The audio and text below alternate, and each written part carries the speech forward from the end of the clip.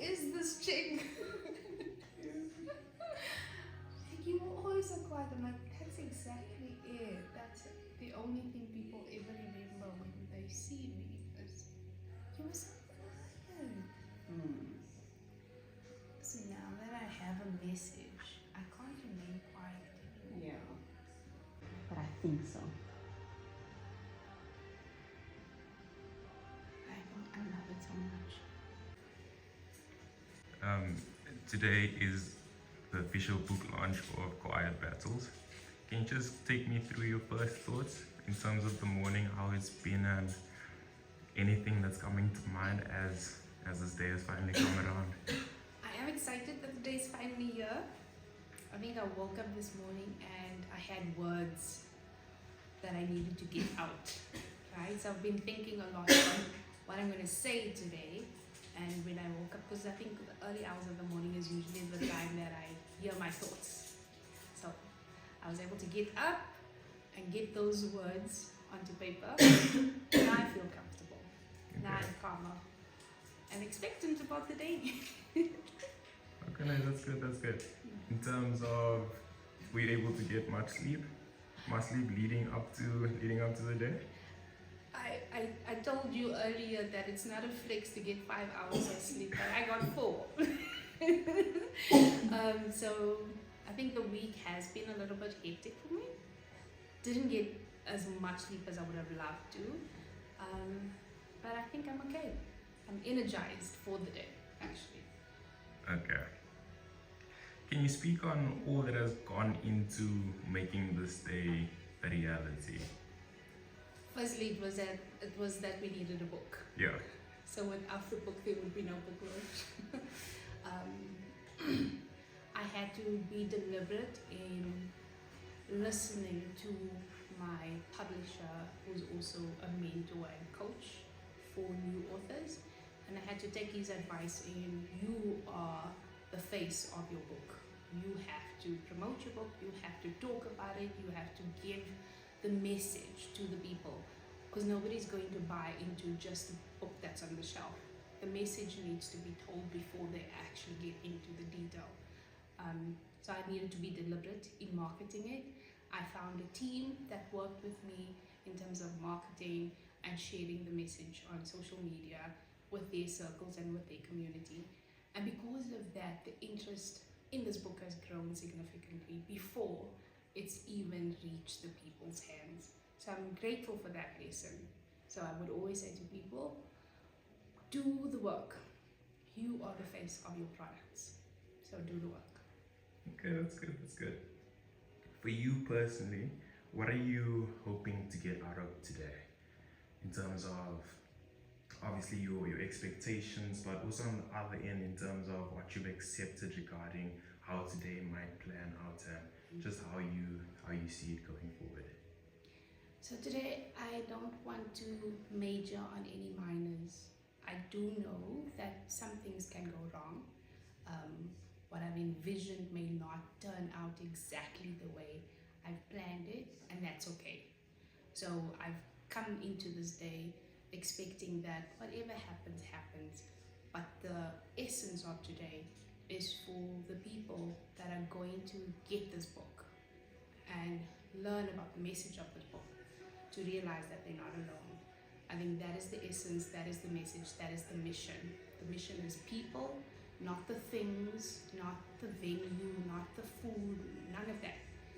The mission is the people, and the message must be reached in the hearts of those that will come today. Okay, Steven, we're at the official book launch of Quiet Battle. Just a few questions for you.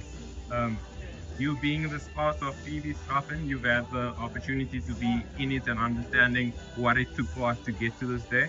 Just a few words in terms of you being in it and what you gathered from it and what it took for Phoebe to write this book and all that it's taken us to get to this day. I can definitely say that it's been a journey. It's been a journey of quiet battles that a lot of us didn't know, including myself. And so leading up to this point, it took some transformation, it took a surgery to get in a frame of mind to be able to boldly speak about not just the battles, but a victory over the battles. And so I've been privileged to witness that from the weak moments to the strong moments that we're experiencing now. Okay, So that's I'm good. honored to be here. In terms of what we can expect here today, in terms of how the program is going to go, what can people come here and what are they definitely going to get out of today? Look, your spirit will be lifted, but I can tell you there will be waterworks. So come with your tissue, come with your hanky, but you'll leave strong. Are we all good this afternoon? Thank you for coming. Thank you for coming. So I just want to go through some house rules. Good afternoon, everyone. If you don't know, on my right, your left, behind this wall, is where the bathrooms are. If you need a restroom, that's where you go. There's a couple of stations. Just want to orientate everyone this afternoon. On the inside, where Ruth is standing. That's Ruth, by the way. If you need to know anything this afternoon, any complaints, go to Ruth. Any compliments, you come to me. Any complaints, problems, she'll solve your problems. But behind her is where the books will be sold. They were on special until yesterday at 2:30. But now officially it's 2:50. So if you want a special, there's no specials today. We are all special. All right. So that's where the books are. There's a box, and I'm trying to trace Stephanie. There's Stephanie. Stephanie over there has got a box. As we share this afternoon, we're talking about quiet battles, right? So if you've got something that you want to share, get off your shoulders. You write it on a piece of paper there, and you drop it in the box. That becomes a prayer box, so we can pray for you. Amen. It's not a service, so I need to remind myself not to go praise and worship vibes. Ian, you'll just keep me in track. No, it's not a service. And then you'll see, you would have seen when you walked in, there's a mirror there with a message. The author will come and tell you in a moment what that mirror is all about. But I can tell you there's a message for each one on that mirror. For us to reflect on ourselves, or reflect on what we've been through. But this afternoon is not about tears, it's about victory over troubles. Amen? So come this afternoon with an open mind and we will learn from each other. So that's the second station. 1, 2, 3. Is there one I'm missing? This is where the signing is going to happen. So this we'll sort out later. I'm your MC for this afternoon in case you didn't know. But I'll be here just for a short while and then I'm going to hand over to a friendly face on the side. It's going to come change the scene a bit. I'm sure you don't want to look at me the whole day. But we want to talk about this afternoon about the journey of faith. And I'm scanning off. There she is. We're talking about a journey of faith, a journey of healing. We're not just focusing on problems and troubles. We're also focusing on victories. This book is to celebrate our quiet battles and to know that we've got a God in our quiet battle times. So in the time of quiet battles, we've got someone present, ever present, and that is our God. Amen. So others may have hidden smiles, or maybe hiding what is happening, maybe hiding their struggles behind the smile. Sometimes we hide behind achievements, and sometimes we hide behind careers, behind ministry. A lot of us, we are very qualified in wearing masks, right? So this afternoon we're going to ask that you remove that mask.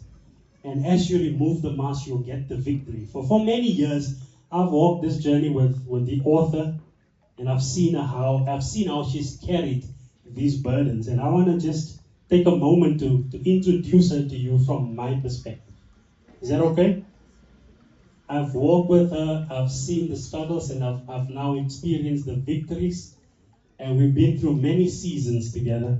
But my tribute to her is that through the late nights, through tears that often could not be explained, or moments that nobody understood, I was able to see a woman who kept it together. Maybe sometimes to hide the struggles, but you kept it together. Phoebe, I walked seasons with you, seasons that were testing and trying and challenging, and a lot of circumstances stretched you. I've watched you grieve. I've watched you wrestle through disappointments. I've watched you carry responsibilities, and this is where it becomes interesting because you carry the responsibility of a wife, of a mother, of a daughter, of a sister, a professional woman in corporate, while trying to make sense of these struggles that you had to hide from the world. And for the longest time, you hid it from me. And I could see the struggles, but I could never articulate it. And this book, this afternoon, is a celebration, not a celebration of your pain, but a celebration of God's grace that's been sufficient. It's a testimony that in our weakness, He is strong. Some people may be reading this book, going through different pages, but I got to experience that. Pages. I was the first one who read the manuscript, and she was quite shocked when I read it from cover to cover. Did you read everything? Go read it again. and hopefully this afternoon, some people will get to understand that when we go through trials, that we're not alone. Some will discover that they are not alone. And some will have the courage to speak up. I want to honor you for your courage. I want to honor you for your willingness to be vulnerable. I want to honor you for sharing your story, even though it might have been difficult. But I want to honor you this afternoon because the Bible confirms that we overcome by the word of our testimony and by the blood of the Lamb. And today, your testimony becomes a gift to others. And I believe that men and women alike will leave this book after you've read it encouraged, motivated. I want to honor you and celebrate God for the work that He's begun in you and that He's faithful and just to complete it. This is only but the beginning. So ladies and gentlemen, won't you help me put your hands together as we welcome our author and speaker, Phoebe Strachan. She's got a story to tell, right? Come on, you can do better than that.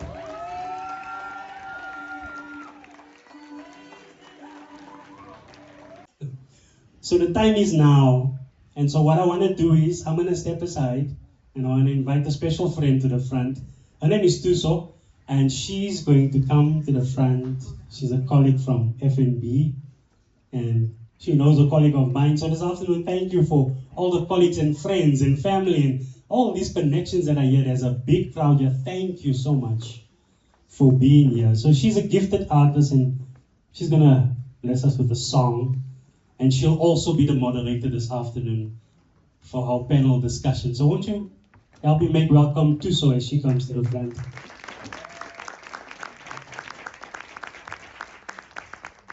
I mean, you could stay and just, run this together, but sorry, I got the tender. Good afternoon, everybody. I hope you are all alive and well and in good spirits.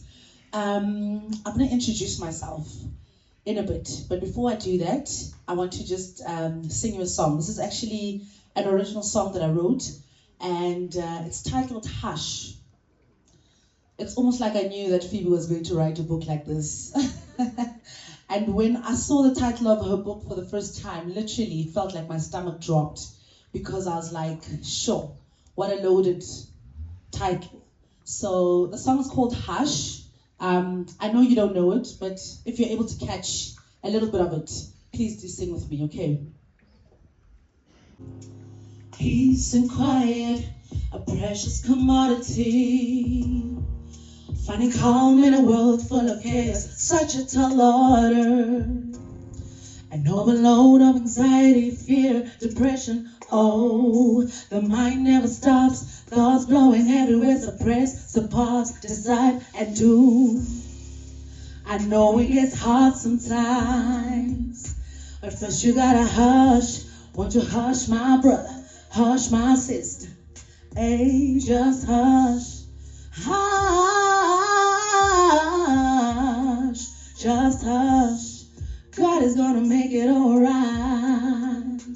First you gotta hush. The world is noisy, but God, He whispers in the silence of the heart. You could probably hear him speak. It cannot be found in restlessness. If you listen, you'll hear him. Oh, tulunga kali, mama. Find you a little corner and be quiet. Beso yalalela. Tulunga kali, mama. Just hush that internal noise so you can hear. I know it gets hard sometimes, but first you gotta hush. Won't you hush, my brother? Hush, my sister. Hey, just hush. Hush. Just hush. God is gonna make it alright. First you gotta hush. I pray you'll be alright now.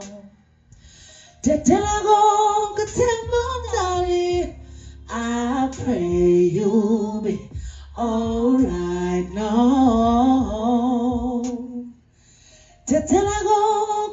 Give me a little bit of a clap. Let's go. I know it gets hard sometimes, but first you gotta hush. Won't you hush, my brother? Hush, my sister. Hey, just hush. Hush. Just hush. God is gonna make it alright. First you gotta hush. Thank you. As I said, when I wrote that song very many years ago, I had absolutely no idea that it would actually fit a day like this. My name is Thuso Mojadao. I am a singer-songwriter. I'm an independent recording artist. Among other things that I do in the entertainment space is a broadcaster, a voiceover artist, a TV presenter, as well as an arts advocate. I am strategic lead for a music conference called the Africa Rising Music Conference, where we educate singers and creatives. You know, creatives does not include authors, you know. I actually know Phoebe from my professional life, which is as an employee, project manager at First National Bank. And we actually met at the choir. So music really does connect Phoebe and I. And I am also the choir lead at F&B. So thank you for honoring me. Thank you for trusting me with this. This is a big moment for you and I'm so proud of you. It feels like I literally have been waiting for this day just as much as you have, because I was just like, when is this happening? When is it? She's like, wait, I'll tell you, I'll let you know. So I really, really am honored to stand here and facilitate and moderate this discussion, Phoebe. I think I really can't wait to actually go into, you know, obviously the why behind Quiet Battles. But before we do that, I'd like to first just call upon a friend from a book club. Yolanda Cornelius, please come forward. And we're going to hear a few words from Yolanda. Let's give her a round of applause. Of course, being an author, you must be a part of a book club, right?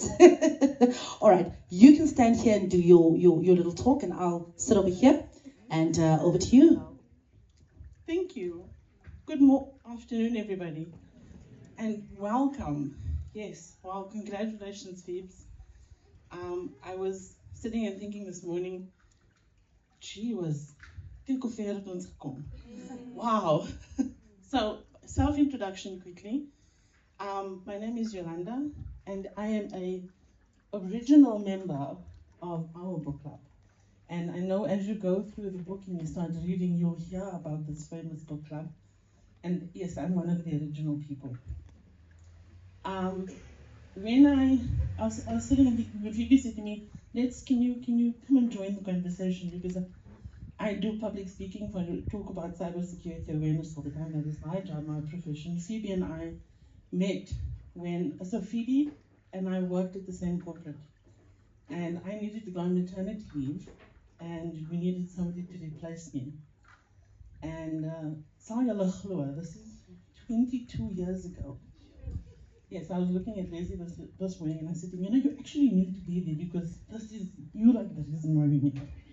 So Phoebe was hired, and at the time, Phoebe and I were the only three colored ladies in a male IT environment, a white male IT environment. Now, I don't know if you guys are aware of what that feels like, but you are tight. There's no other way to describe it. You are just tight.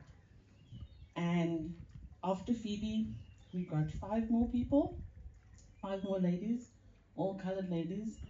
And in our corporate environment, guys, if you've ever worked for a corporate environment, there's rules and there's like, you know, social norms and stuff. It's a little bit more, what's the word? Hectic. If that environment is a male-dominated environment, so think white, male, corporate, and then you've got these five colored chickies in there, and there's rules to this, unwritten rules about how you need to behave and how you need to carry yourself, and you can't cry at work, you dare not, because then, you know, all sort of respect is lost. So you need to maintain yourself in a certain way, and you can't have your girl feelings there. I don't know if you remember Wayne Kempton. Yeah. So Wayne Kempton was one of our leaders, we had quite a few. And Wayne used to say to us on the day that we have our girl days, do things. Don't tell me what it is. Just go and do it and get it done and come back and tell me that you've taken the day. So we were sort of dictated to how we had to behave. And when we had book club, when was it? Earlier this year, we had book club, and Phoebe said, I've written a book. Please will you read a passage from the book? And man, the passage that I read was about, I'm not going to give it away because you buy the book and please read it. But the passage that she spoke about was a time that I could remember so clearly. She spoke about getting to work and sitting in the basement and crying. Now, you guys, if you've been in corporate, I think I've had that experience not too far ago, and this is why I'm out of corporate now. Because sitting in the basement and crying becomes normal. Not anymore, but anyway. So Phoebe wrote about sitting in the basement and crying and having to pull yourself towards yourself, put your big girl pants on. You know, all those cute little sayings that we think of, you know, put your makeup on, put your big girl pants on, put yourself towards yourself. All these things we say, we normalize that we need to put yourself together to go into corporate and be there and be right and perform and outshine, because you dare not perform and outshine, because then you bring the whole colored community down with you. So you need to shine. The pressure is on all the time, and we love that. And when she is now done crying and she gets up from the basement and she goes into 155 West, she's going to look like she has her sugar honey iced tea together. And little did I know, so we were very close in terms of our department, in terms of our structure, that Phoebe is going through this. And didn't know. When I read about it, I could see the time. I knew, okay. And at that time, I was also going through my own private struggles. Also, I think we had our kids around about the same time. We had the same challenges of being both mother, being a corporate person, being in IT, in a male-dominated world. You can't go to work with your feelings. So we decided, you know what, let's get together and have a book club. And it was not about reading books. If our kids know, and our kids used to ask us, Mommy, what are you reading? That's not about that. But we did read books, obviously. I mean, we're very educated people. And one of the books that we read, and I thought about how when I said to Jen, I'm going to talk about this, she said, how can you go and talk at a book club launch about another book? But it makes sense, just give me a moment. So this book, Men Are From Mars, Women Are From Venus, I don't know if you've read it, but it gives a very high level view of how men communicate and how women communicate and how men sort through their problems and how women do. I'm not going to focus on the man's side because I'm not a man, but from the woman's perspective, we need to get together down at the washing place. You know, we need to get together, washing the washing, and airing not airing our laundry, but airing our issues, talking to each other, and not necessarily getting help or advice, but the fact that you've shared makes you feel better. And that is what book club is all about. So the five of us, 6, 7 eventually, got together, and back then it was regular. I'm very sad to say that we haven't done it as regularly as we should, but I think that for our next book club, we definitely have a book. So we're all going to read it and we'll talk about it when we get there. We will. We're not going to read it on the day. But anyway,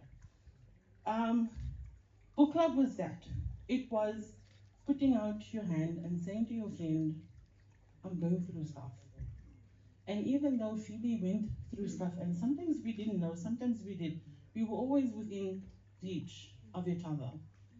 And 22 years later, these 7 women are still within reach.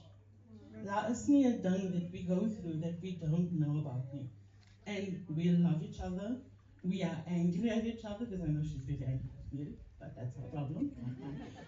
And we go through stuff, but we go through it together. 22 years later, I'm going to come back in 22 years' time, and I know this will be part of some fabulous curriculum at some university, because it's absolutely gold. So, Phoebe, thank you for having me here today. Thank you for writing the book. And I think there was one day where you said, I saw my life in those pages. I saw my challenges in those pages. You wrote about things that I didn't even have to tell you about, the things I went through. And my life is in there. And I think everybody, when you read it, you'll find something, your life, in those pages. Thank you for writing it. Thank you, Stephen, for telling me to write it. Because I don't think if you had given her the time or the opportunity or the challenges, that she wouldn't have written it.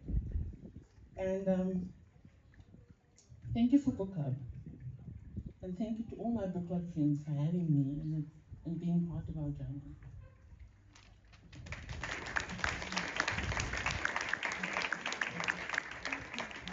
Come on, another round of applause for Yolanda. Oh, that is so special. That is so special. I must tell you something, Phoebe. I think just us being here today has also inspired a new book club that might just be birthed today. I don't want to say names, but somewhere here in the front, there's already a conversation about starting a book club. So that's really special. But what is inside the book? You've called them quiet battles, the struggles that often go unseen. What made you decide that now was the time to actually unbox the story and I suppose invite other people into it? When I realized that the struggles that we face are so universal, and we never really gave it a name. It never featured as anything, because when you have a particular struggle that's visible, everybody knows about it. When you have a broken leg, everybody can see your struggle is that you are unable to move freely. When you have any kind of impediment, people can see it, and that is a visible battle that you have to face. But when it's something internal, nobody sees that. Nobody really understands what happens on the inside of you. And the reason why I call it a battle is because we face it every single day. Most of us, when we wake up in the morning, the first thought you have is whether or not I'm actually going to get up today. Sometimes we get up, but we are so heavy. Every step feels like, it's just so much to carry today. So the reason why I titled The Quiet Battles is because of all of these hidden things that nobody sees, but we carry it, we don't give it a name, and we therefore cannot fight it. Sure. All right, so I was fortunate enough to also get to read the book, before the official launch, obviously because we had to have this conversation. And I wanted to just go into some of the chapters that really stood out for me. And right at the beginning, 2 tiny ponytails, right? The themes in this chapter really is around identity and comparison and some of those childhood wounds. I want you to just take us into, what would you say to that little girl who stood in front of that mirror, feeling different? That mirror over there that we walked into, the little girl, what would you say to her right now?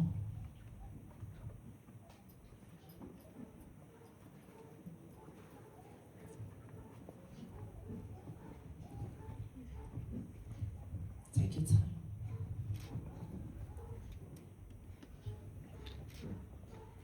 I swear I didn't plan to make you cry.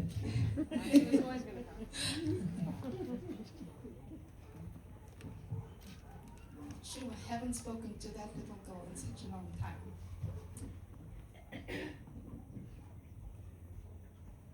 I really didn't speak to her for a long time, but she never left me. She's always been hiding inside. But I wish I could have told her in that moment. I wish I could have told her that you were beautiful.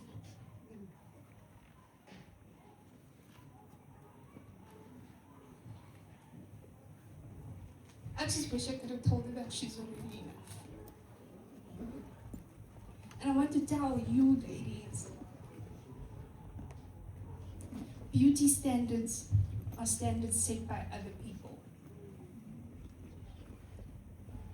We should never define ourselves by what other people feel is beautiful. You are already enough. You were created with everything that you have, the way that you are, because God intended for you to be unique. And I'll tell her she's a rare gem. I'll tell her that she's designed uniquely, shaped uniquely, because rare gems shine differently. Sure. Okay, so you guys need to read the book, okay? So you can connect what Phoebe's just expressed with what is in the book. I really don't want us to indulge you because you also, I want you guys to go and read the book, but these are some of the themes that have come out of, the chapters, and, I suppose this conversation is really just to get into the heart of the author and get to experience what she was going through as she wrote these stories, as she's telling these stories. And these stories that are meant to also just be a mirror for you and I. So Phoebe, in chapter 2, you speak about, approval, perfectionism, performance. You've titled it Gold Stars for the Good Girl. And I suppose you've touched on it a little bit, but I want you to just go into, how, and speaking to the women that are in the room, I suppose men and women, the book is for everybody. It's not just for women, right? So I want us to just speak to how can a woman tell the difference between healthy ambition and trying to prove she is enough. I want to steal from, the words of Yolanda when she was here about how you guys were in this environment that really demanded a lot from you simply because you were women in a male-dominated space. But how do you tell that difference? For the woman that's sitting here unable to really differentiate between the two, between a healthy ambition and versus trying to prove that she is enough. When it's healthy, it comes from within. When you are looking for external approval all the time, then I would question whether or not that is healthy. When it has to be validated by somebody to say that you've done exceptionally well, then I would say you are looking for the approval of others. For me, I think it has to be an internal push, an internal desire, something that you want to achieve, regardless of who gives you accolades for it or not. It's the same thing as wanting to, achieve a degree or something. If it is because you are expected to have this qualification in order for you to move in your corporate job, then maybe that is an external push. But if it is something that you desire for yourself, I want to do this because I believe that It's going to enhance my life, it's going to enhance my purpose, it's going to make me a better person or allow me to do what I believe is part of my purpose, then I would think it's healthier. But when it is done because it is it's an expectation for you to do something in order to feel validated, then it may be a challenge. Absolutely, 100%. And in chapter 4, Phoebe, you speak on I said yes to him. That's the title of the chapter. I loved it because I actually, when I saw the chapter, I thought, she's talking about Stephen, you know. And then, you know, reading it, I realized, actually, no, this has got nothing to do with him, but more about, you know, faith becoming very personal for you. How did your relationship with God, Phoebe, begin to challenge some of those beliefs that you carried about yourself? How did that relationship, you know, challenge those beliefs? And what would you say to women whose faith is being tested by their current quiet battles? I do believe that initially, I mentioned it this way, that I was living on borrowed faith, right? I was living on my parents' faith because that's all I knew. And initially, even after making the decision to know God for myself, nothing about how I was dealing with life had changed. Because I hadn't had an understanding of how to invite Him to carry me. I was still working through performing through life. I was still working on trying to do it all by myself. I never understood how to activate God. I didn't understand how to do that.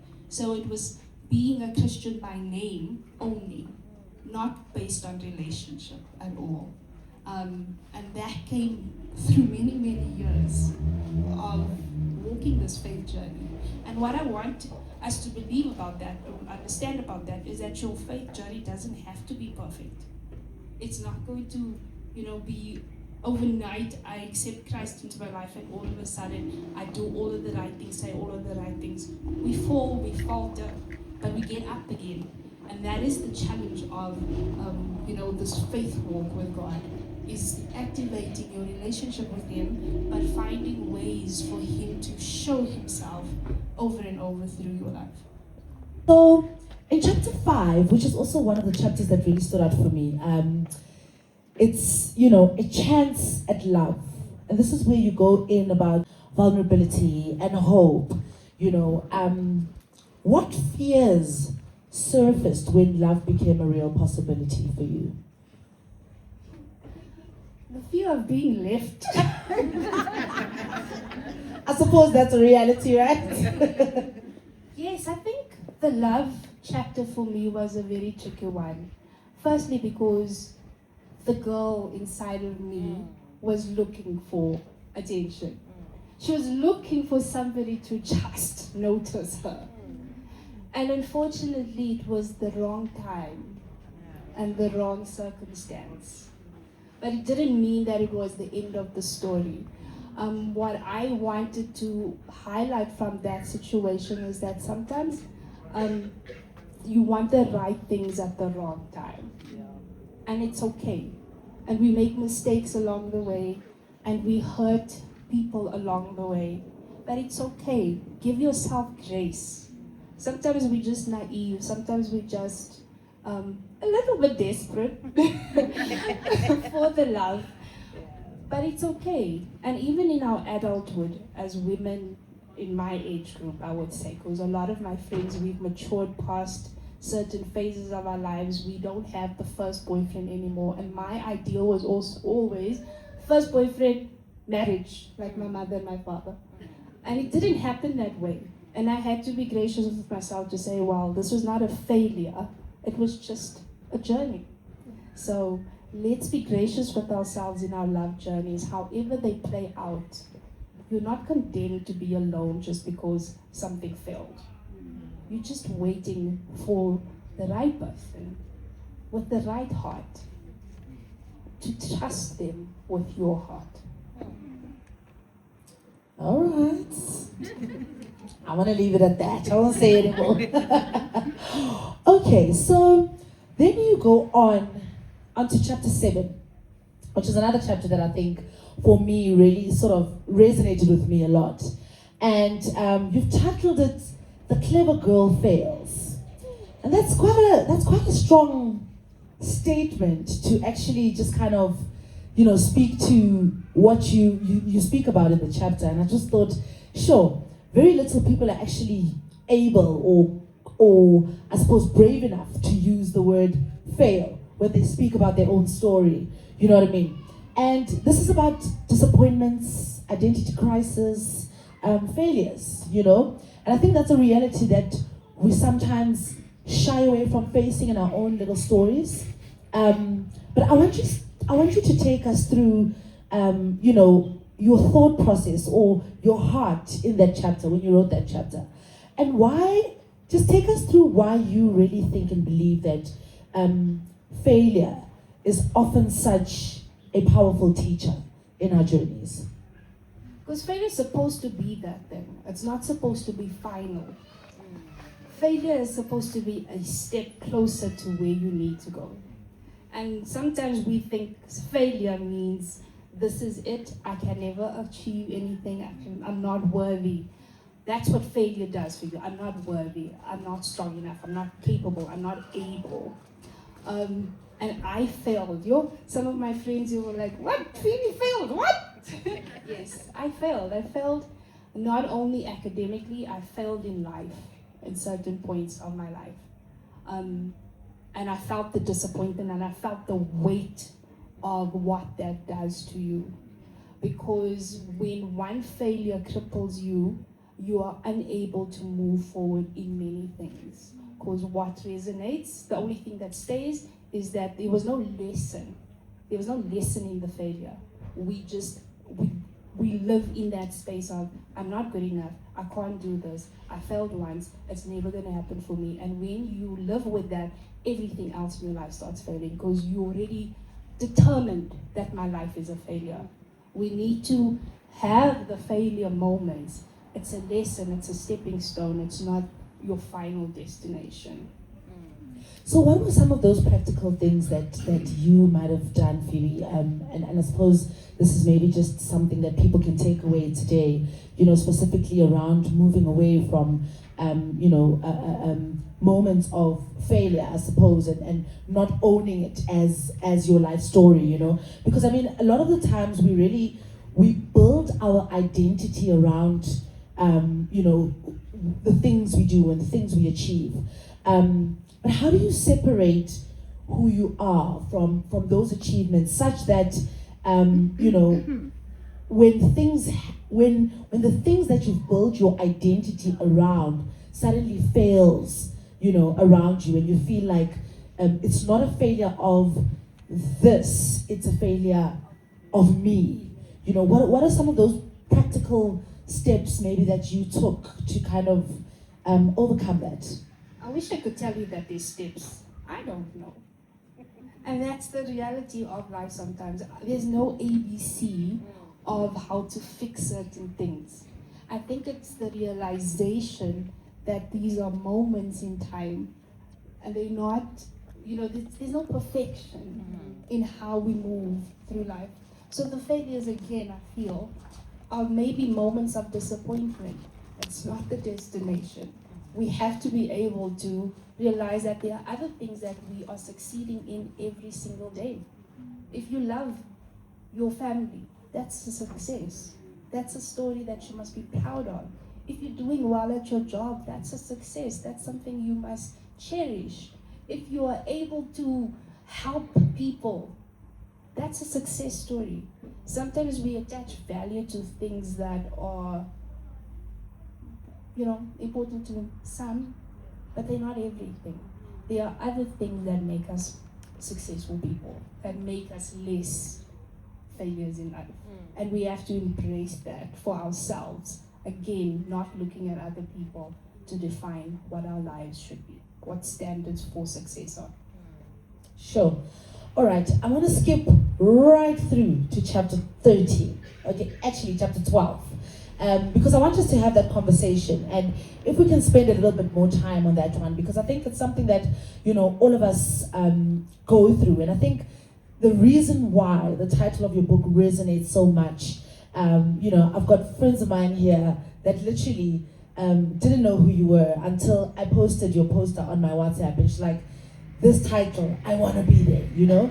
And and I think because you immediately see yourself, you know, in the title, I want us to get into chapter 12, which is, you know, your journey with mental health and I suppose vulnerability again, you know.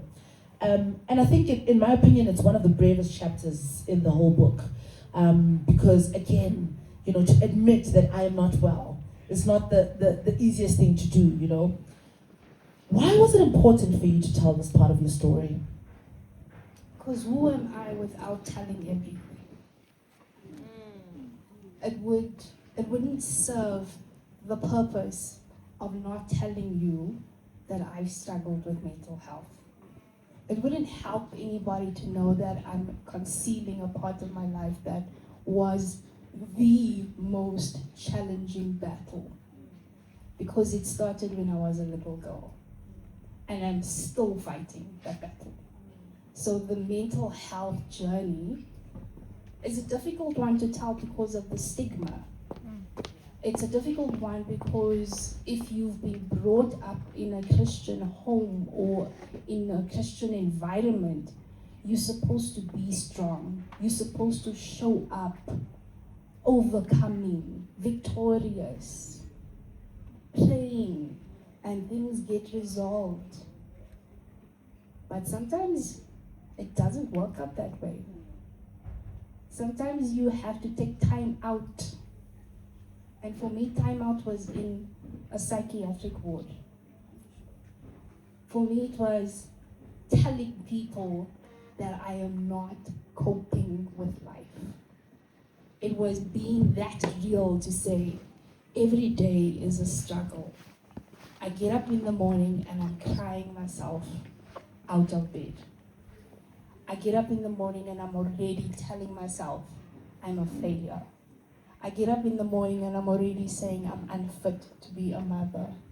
I'm unfit to be a wife to my husband. I'm unfit to do so many things. I can't even concentrate at work. I talk about one moment where I have so much anxiety going to the office every day.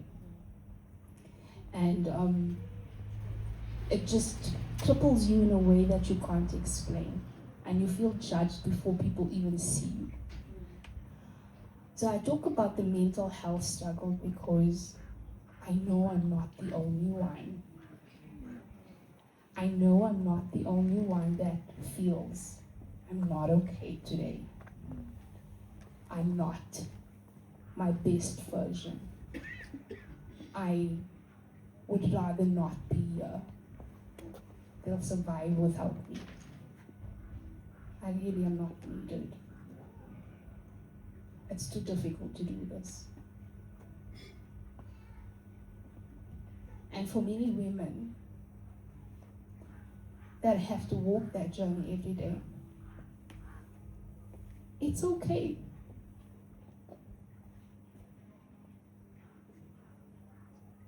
It's really okay not to be okay. I know there's a famous song. That it's okay. There's strength in being weak sometimes, because the most courageous thing you can do in that state is saying, I need help. Yolanda said it earlier.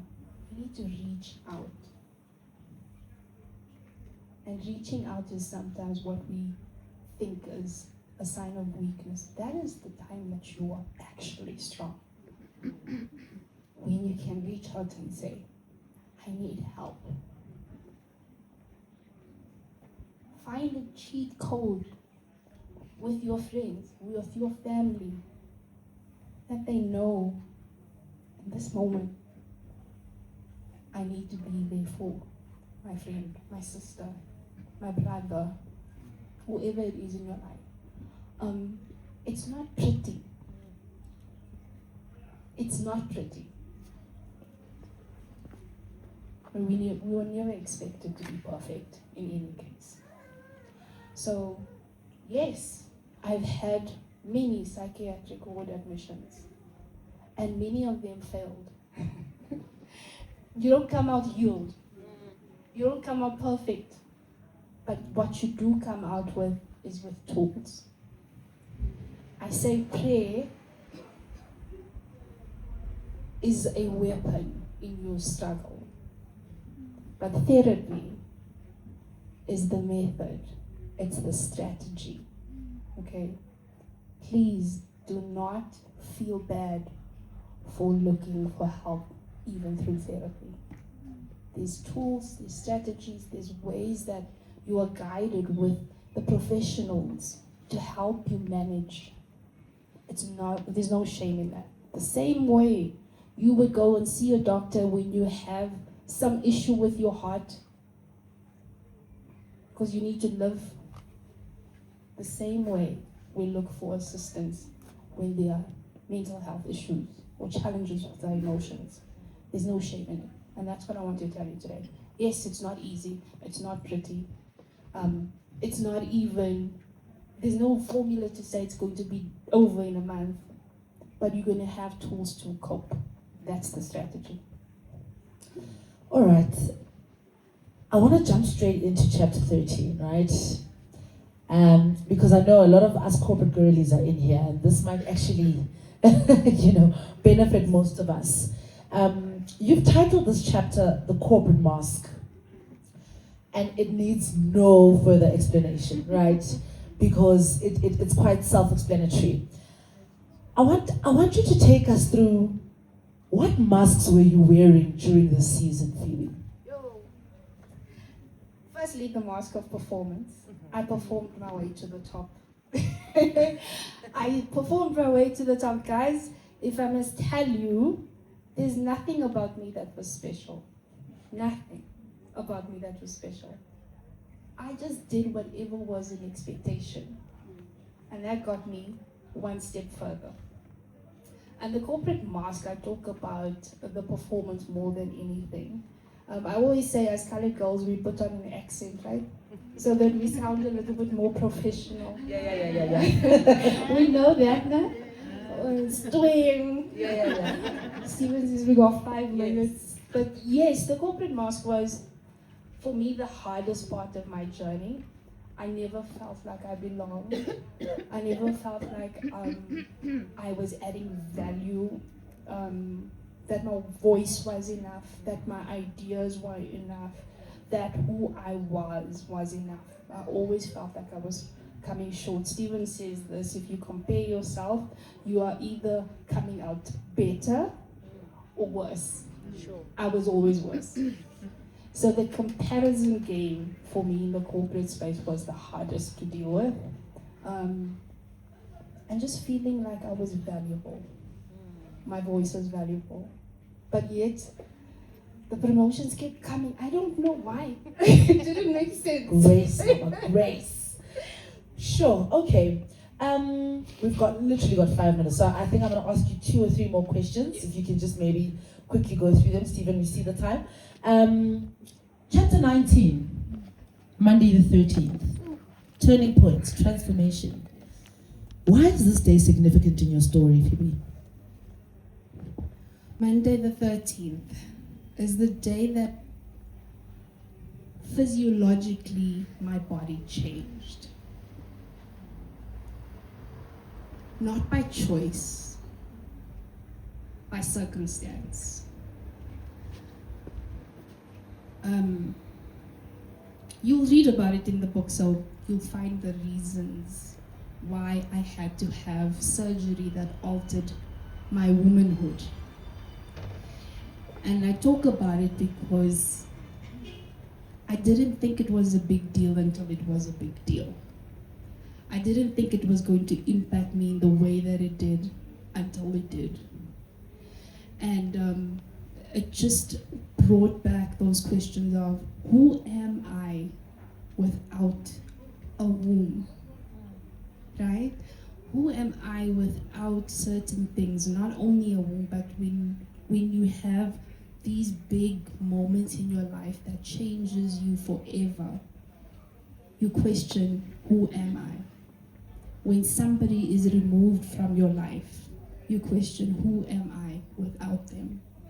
When, life, things change.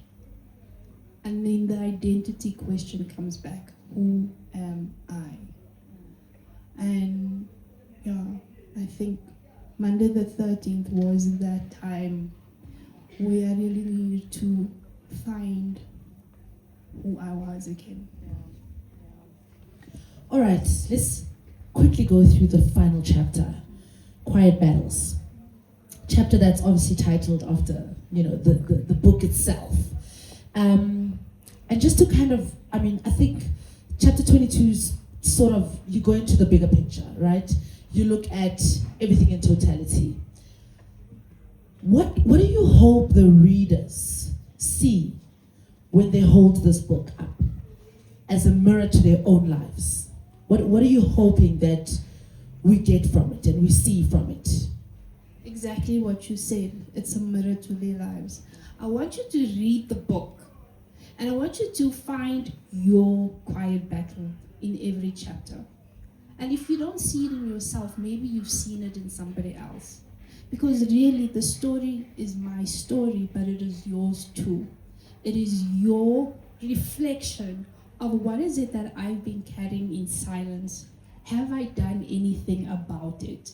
Or is it crippling me to a point that I am so used to it, I live with it, and this is just who I am now. We accept that this is my reality. I want you to recognize what it is, but take action. And the book is supposed to help us activate into action. Do something. Now that you have recognized what it is, because yes, we've carried it, I want us to identify it and then do something. That's the point of quiet battles, not to continue to carry them, to put them down finally, and then rise with courage. All right, Phoebe, literally, any last words, or, maybe, to the men and women sitting in the audience today who are carrying a battle that they never speak about, that they never had the courage to speak about like you do yours. What would you want us to know in this moment? I want you to know you're not alone, because I can ask you to do a couple of exercises, and I do this in the corporate space. Ex-corporate girly. Yeah. So I'm an ex-corporate girly now. And what I do is I still go into corporate spaces, and I've been fortunate enough to be able to do that in recent weeks, where I go into corporate spaces and I speak to women and I help them to give language to the things that they've been carrying, and to symbolically identify them in themselves, and then show grace to everyone else around them, because every single person that you are in connection with carries something that they don't tell the world about. Whether it is something that has crippled them or something that has shamed them. The guilt that we feel, the grief that we feel, the isolation that we feel, the whatever it is that you carry that creates a certain emotion within you. If you carrying it, you can be sure that somebody else may be carrying it too. So what I want you to know is you're not alone. And maybe you haven't told anybody. What I have in the corner over there is a little box.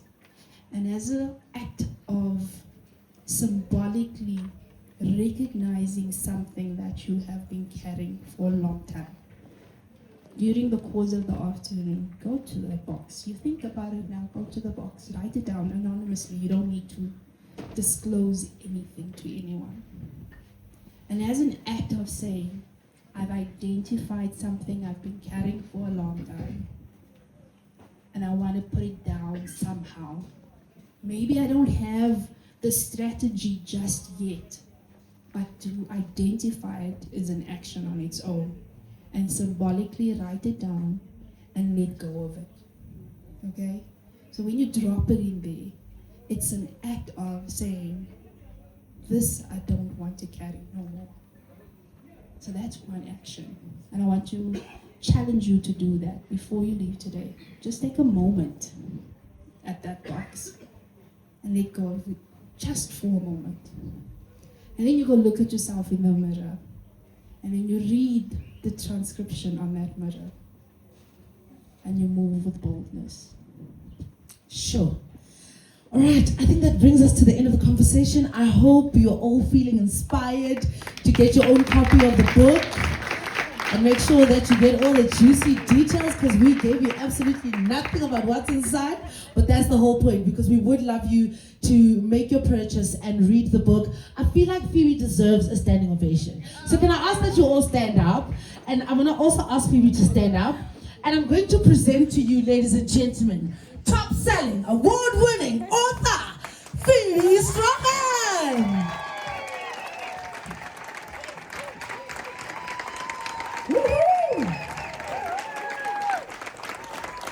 Absolutely amazing. I really think she deserved that. You guys can take a seat.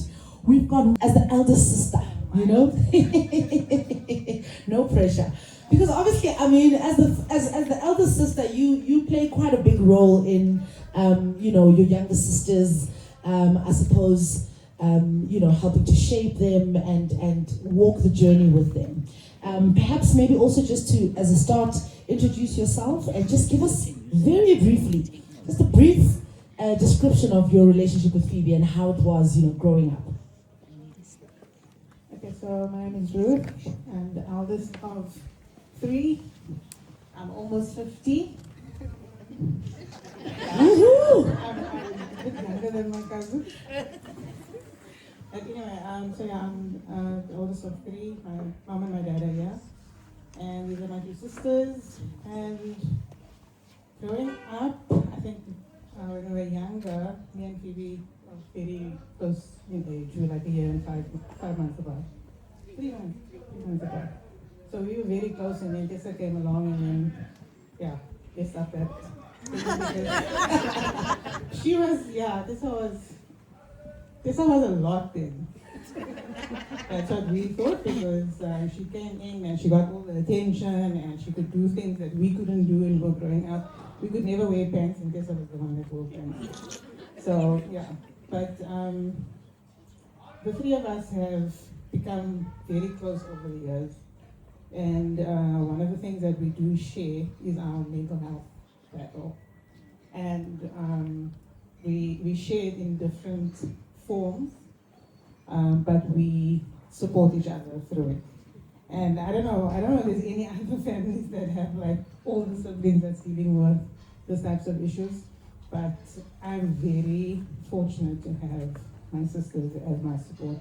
And them being my sisters and having the support that I have from them has also taught me not to be ashamed of this thing. This thing is what it is. So many of us go through it.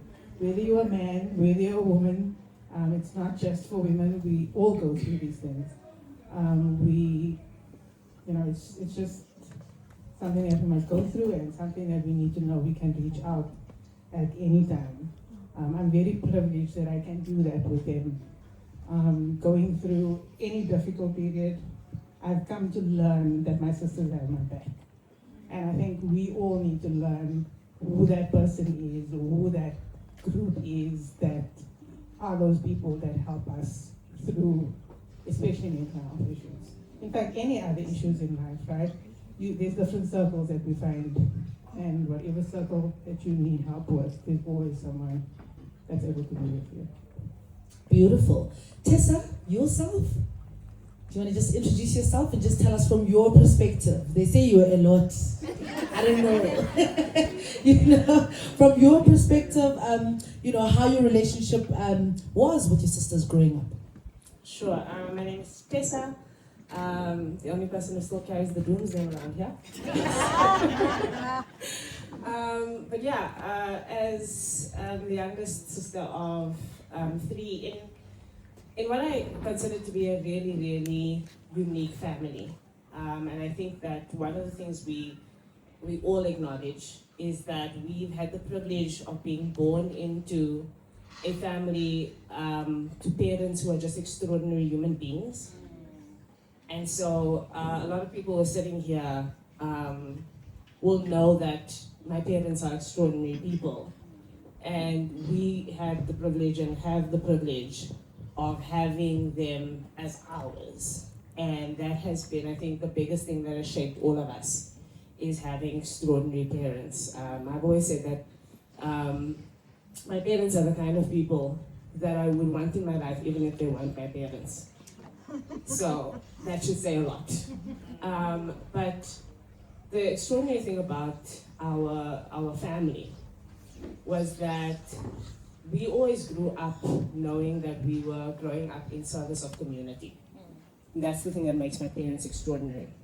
And it's the thing that was instilled in us, is that we are part of a community and we have to be part of something else. But I think the downside to it, and even for my parents in some ways, is that you also become the one who's responsible for others, but not necessarily having people responsible for you. And so the question about having to be strong and being this kind of family that's looked up to, and people who are looked up to, we were pastors' kids, we were looked up to, and all of these things means that your own weaknesses, your own issues do become quiet battles. And I think that we all in different ways started realizing that we were carrying things alone that we should have carried together. So when Ruth says we became close as adults, not as children. When we were children, we hid things from each other. And we were careful to hide things from each other because you didn't want to upset the apple cart, right? But there was a moment that came where all three of us, I remember we were sitting in Ruth's house, and all three of us told each other the secret about having been sexually assaulted. And all three of us spoke that day about our various incidences of sexual assault that we had all gone through. And we didn't realize that we were children living in the same house, having experienced the same thing, and we hadn't spoken about it. And it was things like that that made us realize that we need each other, and that we need to carry each other and walk with each other. And I think a lot of people go through that. We are around a lot of people all the time, but we are actually going through life alone. And I think the one thing that we've learned over time, carefully, consciously, is how not to be alone together, how to intentionally, Ruth will get annoyed at me because I will call and I will say, what is going on? Because we're no longer going to do life alone together. We're going to do it together. Oh, give that a round of applause. Yeah, that's sure. That's really so profound. And I want to just challenge you all, right? Just one word. Think of one word, yeah? If you were younger selves, right? The three little girls growing up together could see the women sitting on the stage today. What do you think they would be most proud of? In literally one word. I'm going to start with you, older sister. Surviving. Phoebe? Brave. Tessa? I feel like I need an explanation. There goes the author. Go ahead, explain. I feel like I need to explain why I say brave, because like Tessa mentioned, there's so many of the things we've carried alone, right? But we've braved through it. Too many things to even mention. And some brave enough for you to say today. I wasn't brave enough to share that story. But brave, taking on your challenge head on. Sometimes weak, sometimes imperfectly, but you're taking it on. And I think that that's been a testament of our lives. 100%. Tessa, your word? What I've already said, together. Together. Sure. All right. Quick fire questions. Who was the most mischievous sister? Me. They did say you were a lot. Who was the peacemaker? Me. Of course, you could guess it. And who was the one most likely to get everyone in trouble? Tessa. But who got everyone out of trouble? Ruth. Aha! I wonder if you guys are sitting like this intentionally. Ladies and gentlemen, let's give them a round of applause. Thank you so much. All right, we're gonna move right along to our Q&A and audience comments. Good afternoon, everybody. I think I would like to start with a comment. You mentioned something earlier about community and that you became part of the community. But Phoebe, I really want to say thank you that you have given us your daughter. So truly, what you say and what they say, they truly live, because there's a settling that gives a time constantly, consistently, with bravery, with guts and resilience as she serves our little kids in our community to impart and paying it forward for the next generation. So thank you for giving birth to greatness.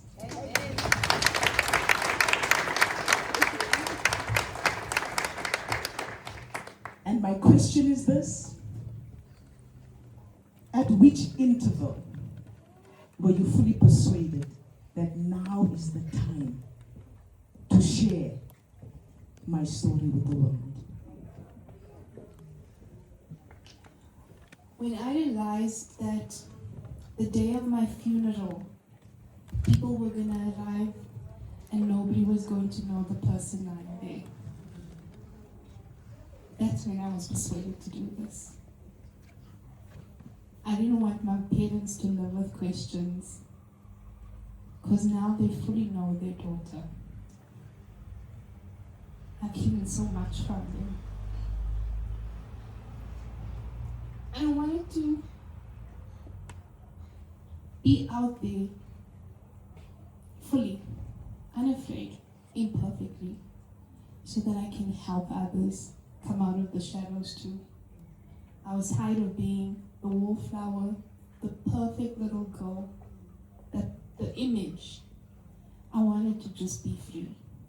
And I want to encourage so many other people to be free. Hope that answers your question. Sure. I see a second book coming very soon. All right, any other questions from the floor? All right, there's 1, 2, 3 inside. Let's just start over here, and then we'll come to you. Okay. Hi everyone. I grew up with these ladies as well, so I heard what you guys were answering, and I thought, I would have characterized Ruth as the enforcer, Tessa as the troublemaker, and Phoebe's the one that's, what are these two up to again? Right? But she was always caught in the middle. Phoebe, congratulations. I think what you have achieved here is phenomenal, right? From where we grew up in Klipspruit, you know what that environment was like. It wasn't always easy. And for some people like you, like us, who were consistently pushed to be high achieving, seeing what was around us was always difficult to absorb because it wasn't resonating with what we were being asked to do. In terms of your journey, what I would like to ask you is that when it comes to the battles, I do believe that God equips us with the armor that we need for the battles that we are going to face going forward in life, whatever those battles might look like. So my question is that in those battles, those quiet battles that you had already been pre-armored for, but now they had to be activated by you engaging in those processes. And when we look at battles, we think that they're going to break us. But what I've learned is most of the time, the battle that is intended to break you is actually the one that's going to make you. So my question is, which parts of these quiet battles have actually made you and shaped you into who you are today, and how have they done so?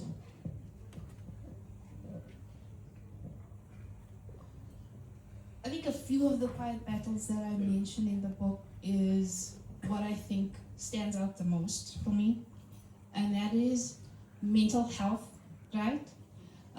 Because I believe that in scripture we find these people that have had mental health challenges as well. The ones running from women, the ones sitting at the brook,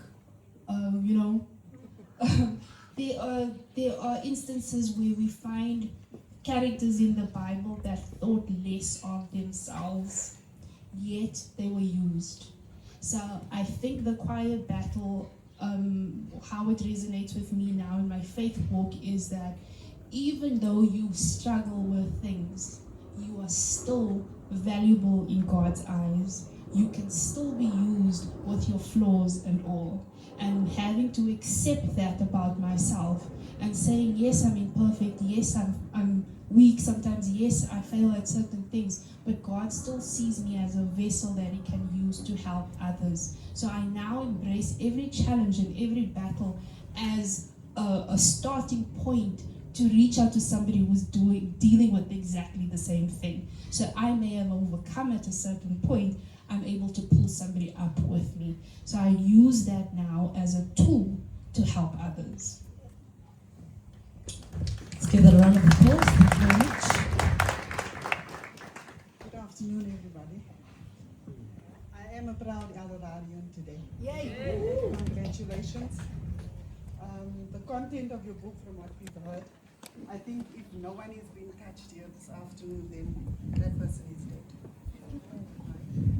We all have our quiet battles, and I do believe that you have livened us up with those very thoughts of yours. You've come full circle in the book, because you have told us, like you said, everything about you. There is nothing to uncover about you, and through that you can share everything that you are sharing with us today, and you have blessed us with everything that we find in ourselves that we need to deal with. So thank you.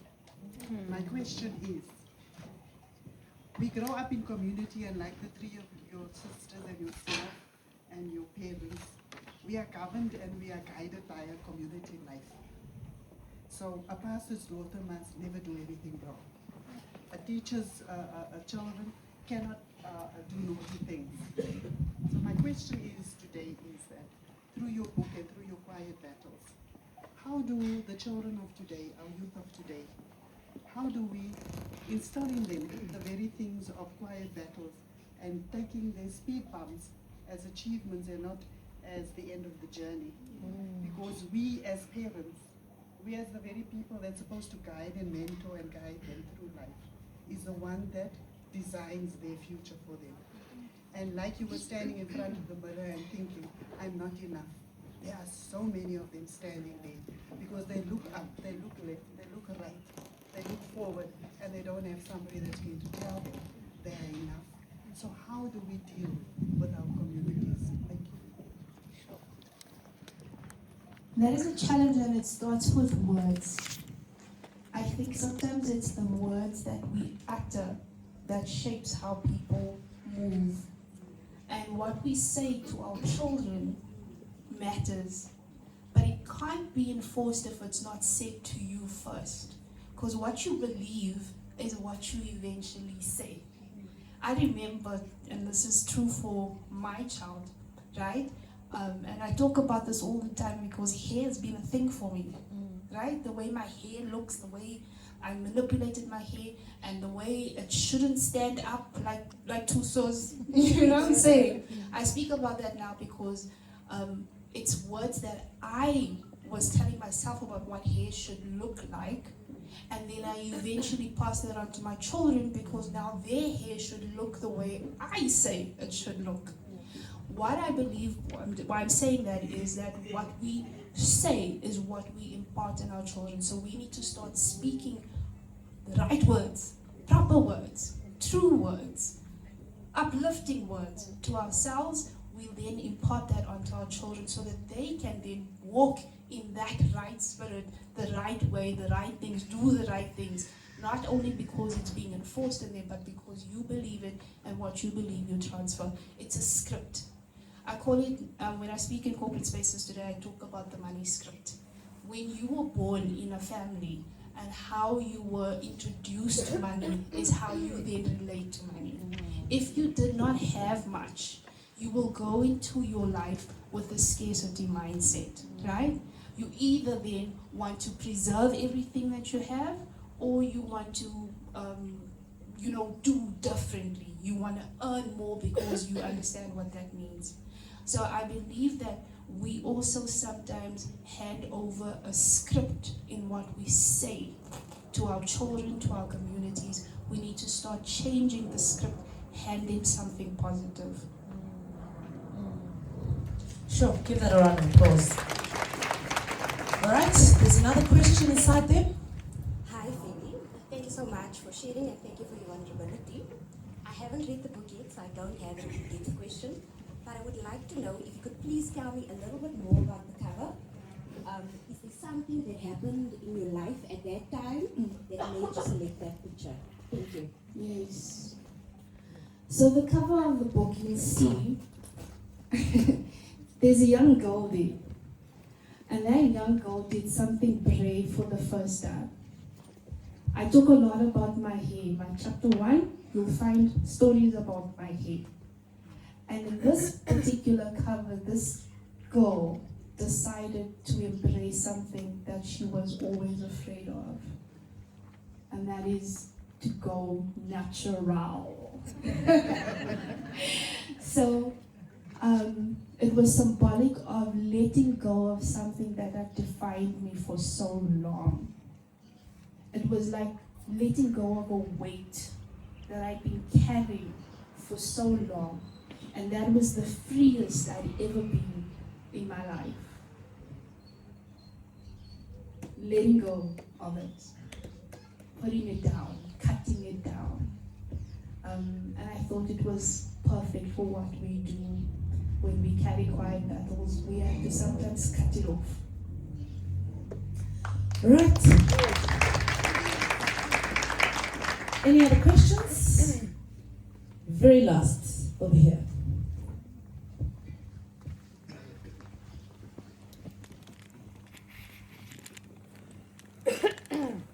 Thank you so much, Phoebe. I have not met you, it's the first time I'm meeting you, but I've met Stephen, your husband.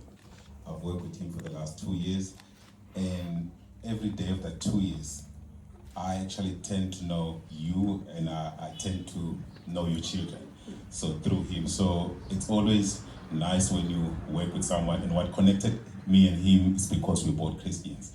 And I always say, because the two of us were the senior statesmen in the team, it was always easy to connect, but also because we know God, we can connect through God.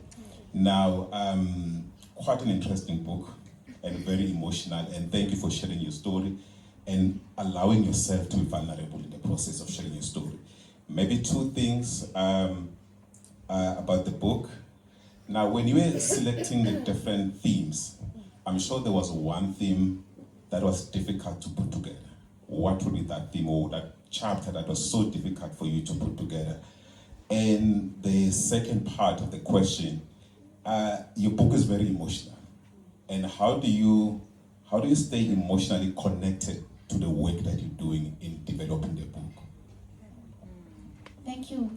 Well, thank you for all the questions. I didn't say thank you for the question. So don't feel like I'm just honoring this question.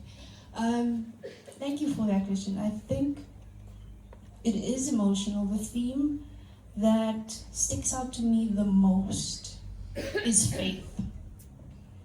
Because that's all I've known. And in order for me to overcome any of my quiet battles, I needed to go back to my source. And that is God. And so the theme that stands out the most, and if you look at the cover of the book, you'll see all of the quiet battles on the back. but the one that is popping is faith. And that is the most important one. I want this book to redirect us to God. And for many of us, we know God. We know about Him. We know that He's able to carry us. But we still choose not to turn to Him. So I wanted this book for us to go back. Really let God be the one that carries us. We may be carrying a lot, but He wants to carry us. The second question was, how do I now use these things? By going and helping others. I believe that what has been activated in me is what I call the gift of helps. And helping other women give voice to what they are dealing with, recognizing that they're not alone, and that we can do this together. It's about community again. It's about finding people to reach out to, supporting each other and helping each other in this journey of life. And that's what I believe it's all about. We're not islands, we're here to help one another. Ladies and gentlemen, I think my time with you is up, but before I go off, I'd like to actually just like for Phoebe to just have a very final address, and then Stephen will take over from here. Thank you so much for lending me your time and attention. Really do appreciate it. I hope everybody is leaving here with a copy of the book. Good afternoon, everybody. My name is Phoebe Strachan, and I'm the author of Quiet Battles.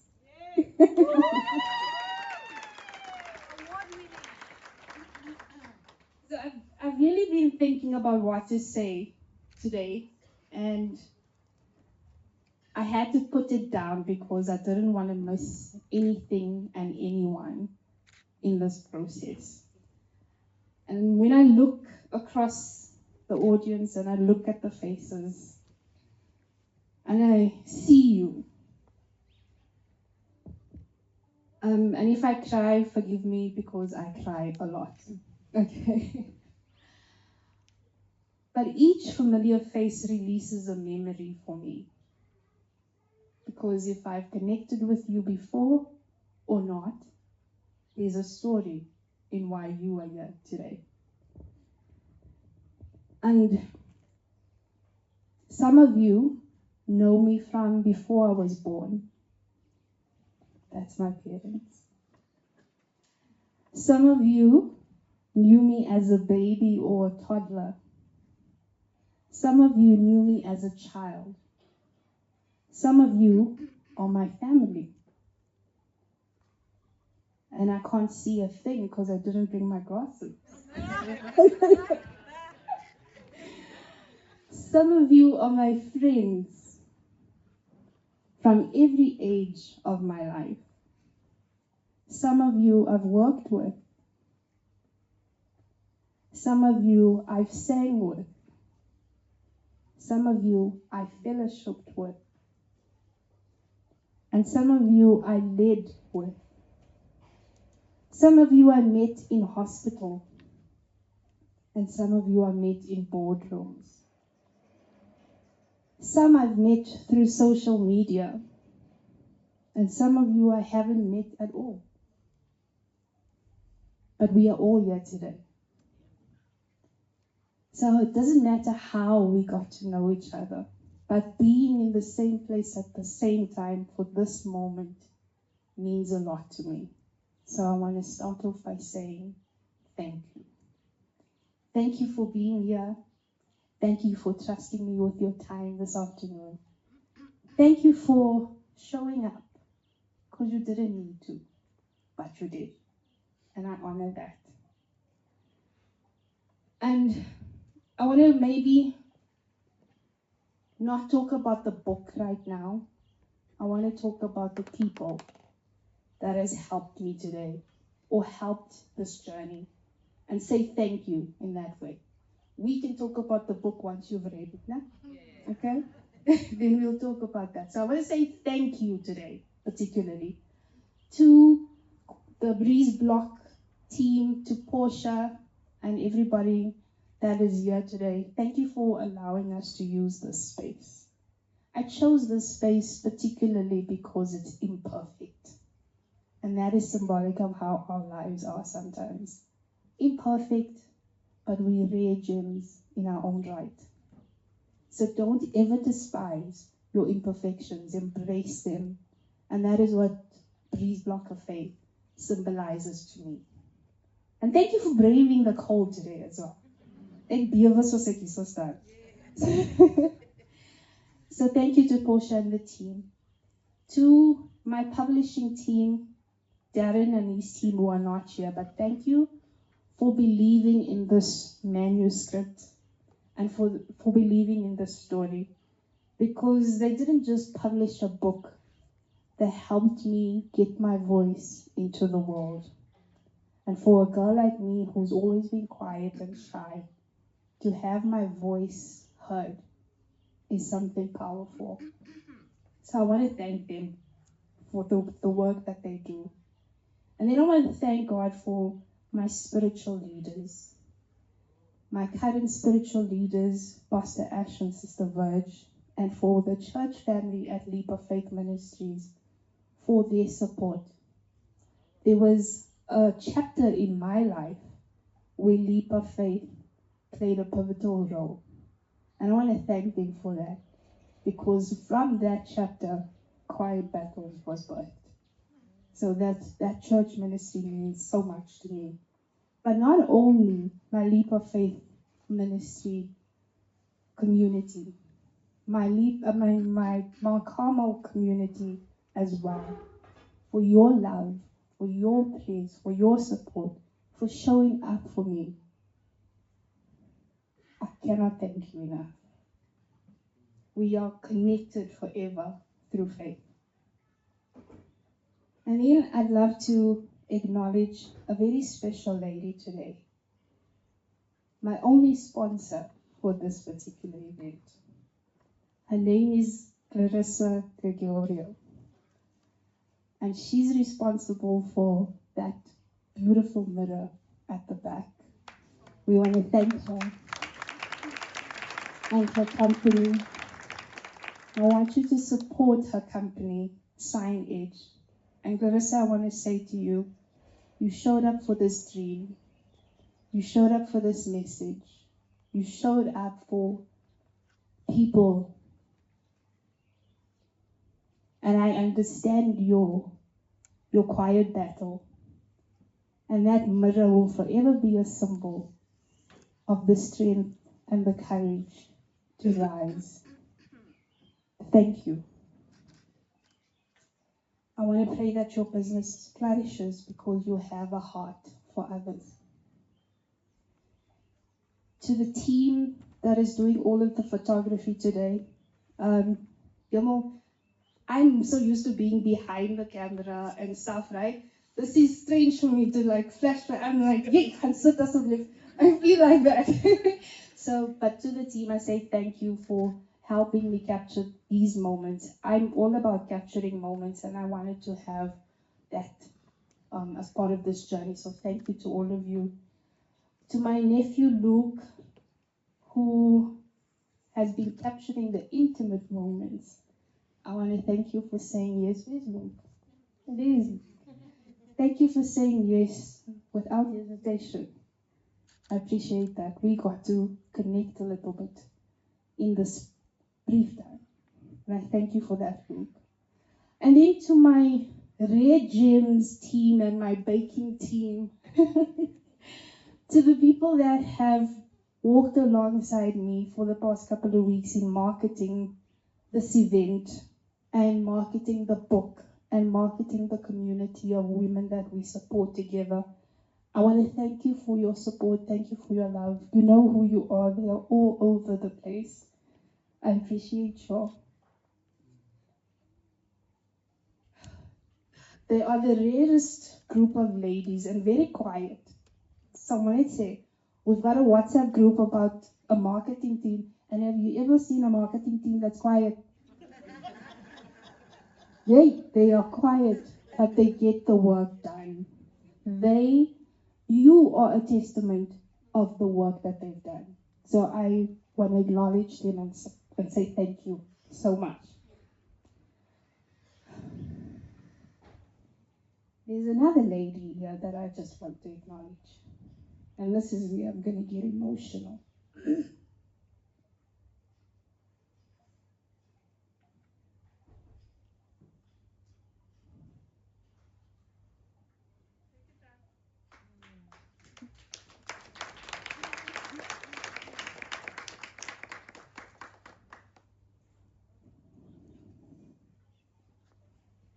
I want to acknowledge Joyce.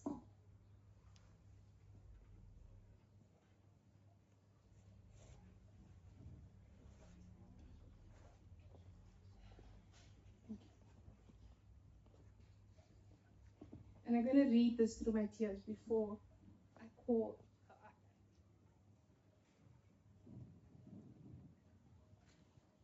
Joyce has been part of my family for 22 years.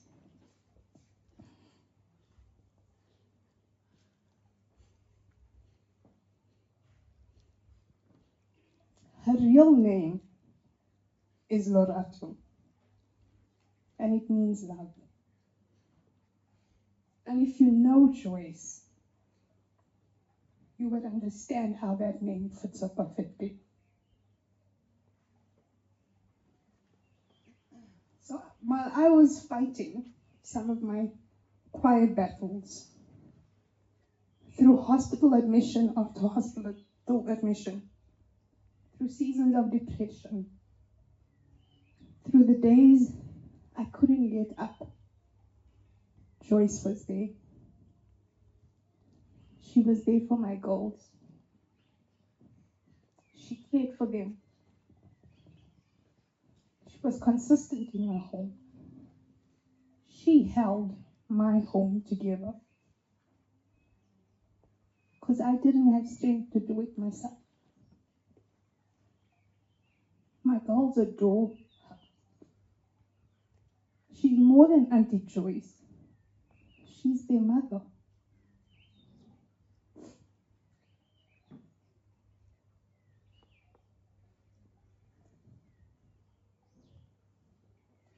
She was there for many of their childhood milestones when I never was.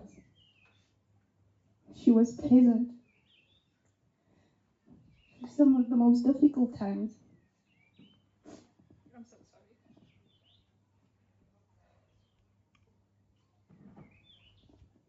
She was a consistent, loving presence in our home.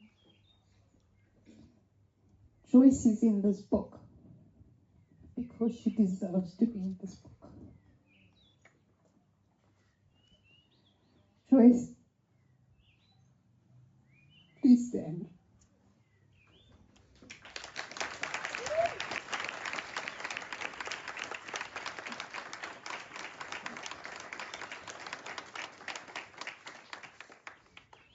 Please stand, Joyce. And that is her grandson, Talia. Joyce is raising her grandson when she never raised her own sons, because she was raising my daughters. I love this woman.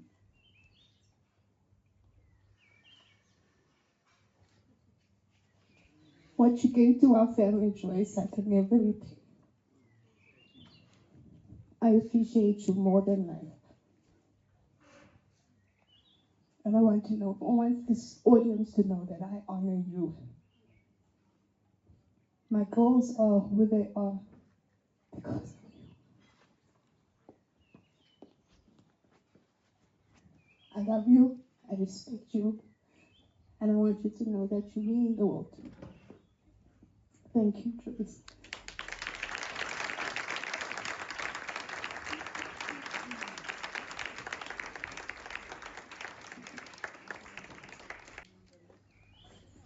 Joyce, I've got a gift for you, but I'll do that later.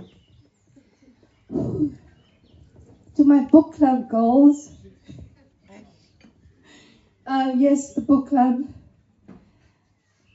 Chapter 13 exists because of you. I thank you for your community. I thank you for your love. I thank you for your support. Those therapy sessions were worth more than gold. We supported each other fully, truly. And we were not just women, we were telling the truth about our lives to each other, sharing the weight of our struggles. And we found a moment to exhale. We were those girls. Thank you for holding that space for us. Whew. Chapter 13 also highlights a different chapter in my life. There was a table that we used to sit at every day between 12 and 1.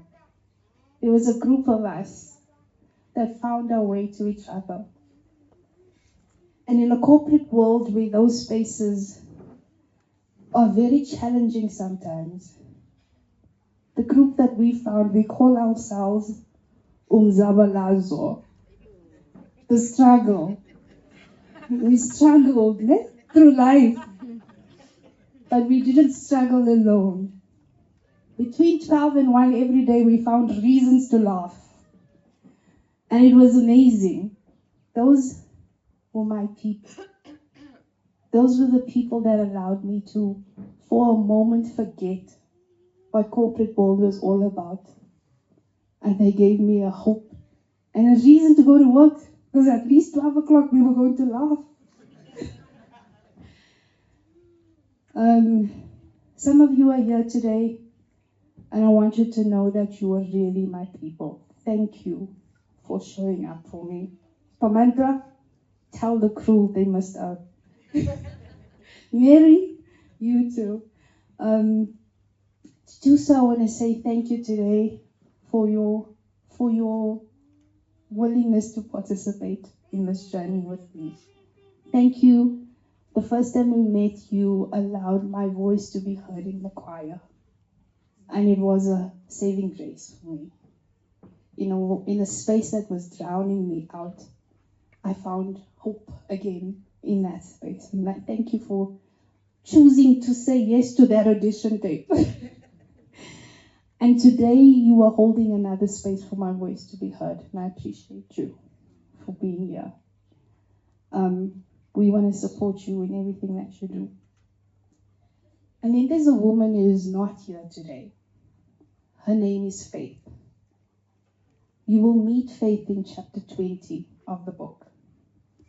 Faith is special to me because I watched her go through the hardest challenge of her life as a mother.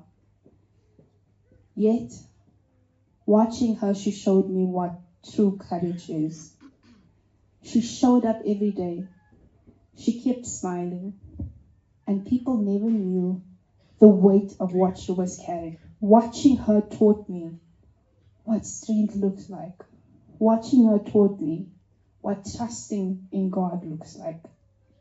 And for Faith, although she's not here, I want to let her know that you were the reason and the inspiration behind me saying every woman needs to know that they can rise up regardless of what they're going through. When I had surgery last year, the girl that came up for me over and over was Faith. She kept getting up, and she reminded me that I can get up too. So I wanted to honor her even in her absence today. I'm going to cry.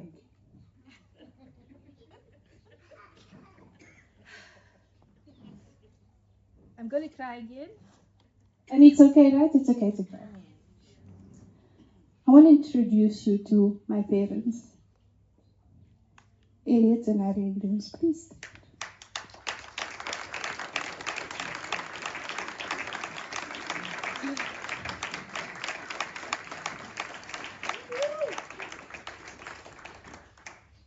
So these are my parents. Thank you, Mommy and Daddy. You may take your seats now. And I'm going to read this again in my tears. You introduced me to Jesus from birth. You allowed us to watch you your journey of faith daily. You didn't just tell us about God, you showed us what it looks like to walk with God. You planted seeds in our hearts. And every time I went through my darkest struggles, I had to return to faith, the faith that you introduced me to. And I want to say thank you for placing us in fertile soil. That today I can confidently say that I'm rooted in Jesus because of you. Thank you for your sacrifice. Thank you for directing us to Jesus. Thank you for never giving up on us. And thank you that even though you didn't know many of these quiet struggles and quiet battles, you remained consistent in being a beacon of love and a place that we could just come and cry. There were times I would go to my mother's house and I would just cry. And she didn't know what I'm crying about. But the fact that she was a presence that just embraced me was all I needed. So thank you, Mom. To my sisters, Ruth and Tessa, my day ones,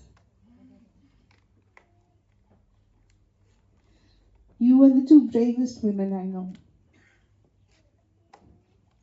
You are.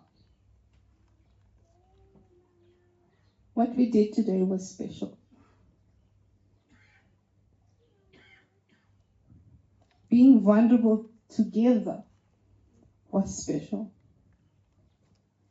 I want to say thank you for your courage, because it's not something small. And it's something that we must be proud of. Our voices will give hope to other women to stand together in our challenges, in our moments of weakness. It's okay. Let us teach others to reach out and support each other in our journeys of struggle. And then there are a group of women that I call Red Gems. This is the Me Too movement that has started. When I first started posting on social media about my struggles, there were women that started reaching out to me and they said, me too. And they wanted a space for us to talk about some of these things. And I created the space, but like our lives are challenging at times, everybody doesn't always feel safe to speak. And the space is supposed to be one that doesn't judge us. And there was one voice that came out on that particular day that I shared a bit about this book.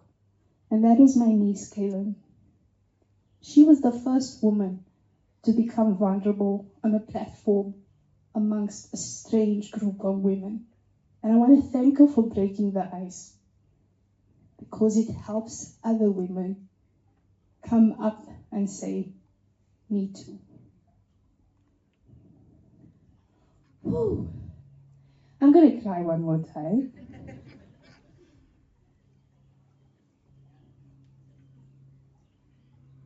To the man who saw me in chapter 9.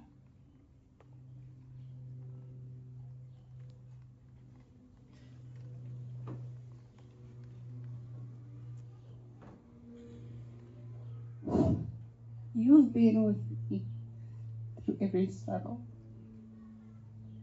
Some you knew, many you didn't. And from the very beginning, 27 years ago, you saw me. The little girl who felt invisible to the world was seen by you.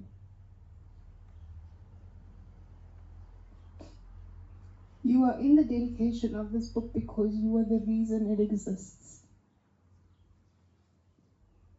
Your encouragement, your love, your quiet presence was sometimes the only thing I needed to keep going on. I want to thank you. Thank you for being the personification of the Holy Spirit. That quiet, gentle one, that was you. words cannot express how deeply I love you. I want to say thank you again.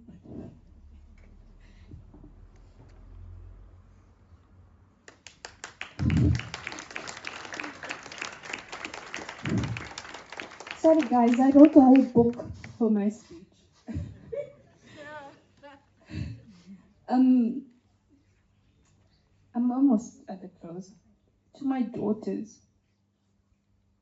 You don't know who my daughters are. Can I ask them to come? Sethlin and Gabby, come.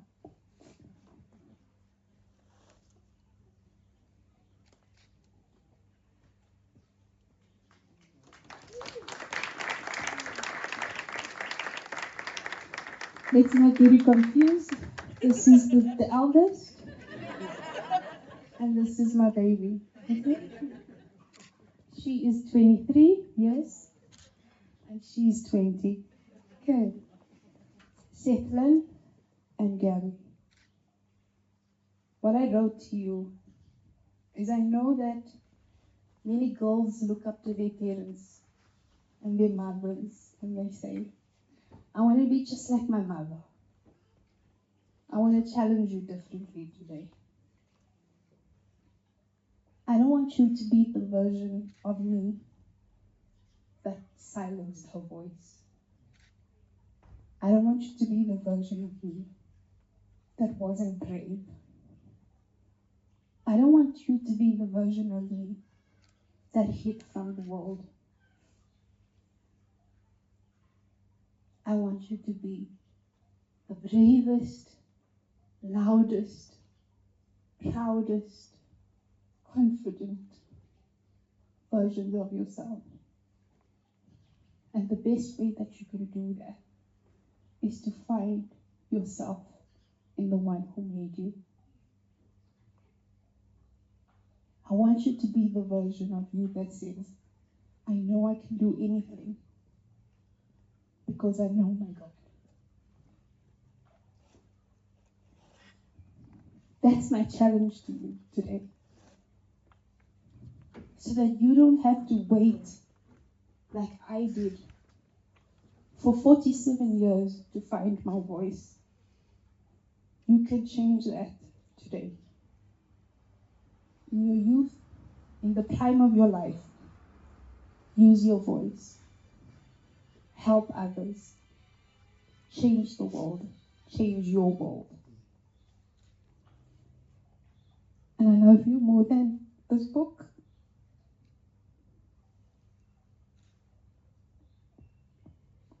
Because in my quiet battles, you were the ones that I got up for every single day. Thank you for being part of my world.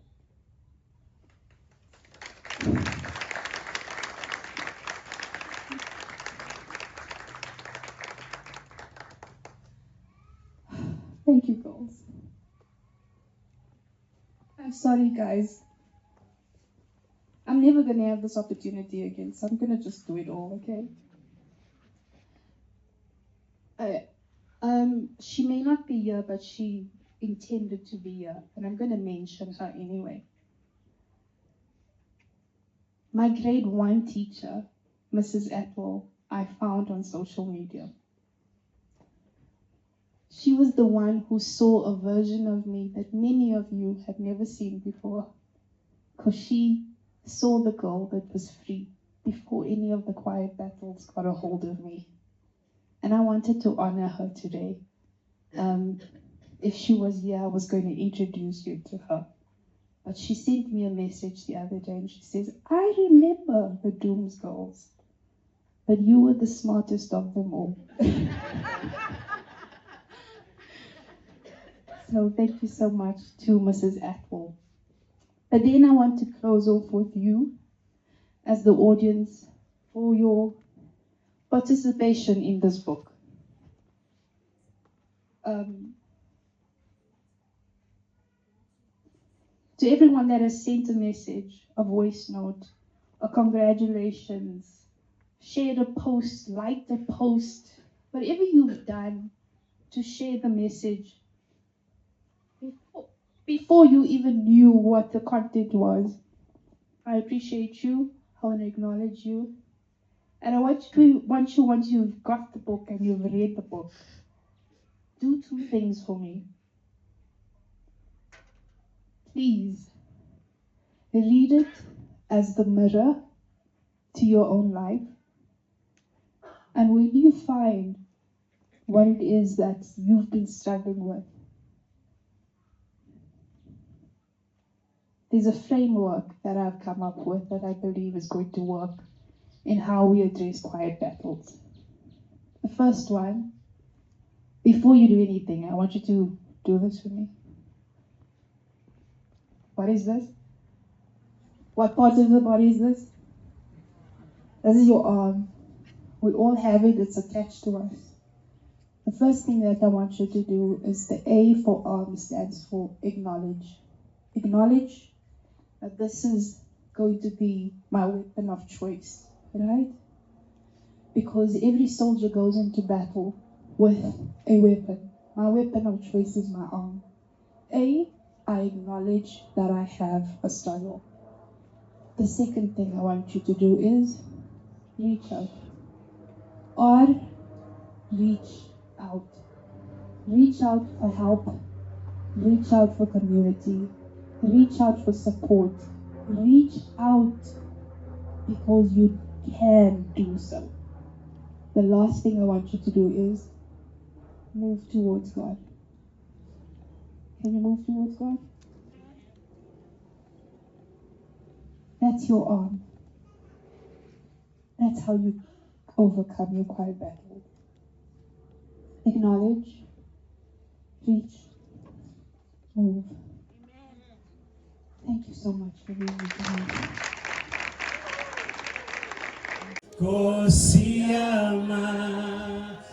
Do you believe it today? Hage kofana nawe, hage kofana nawe, hage kofana na, oh kosiyama ko.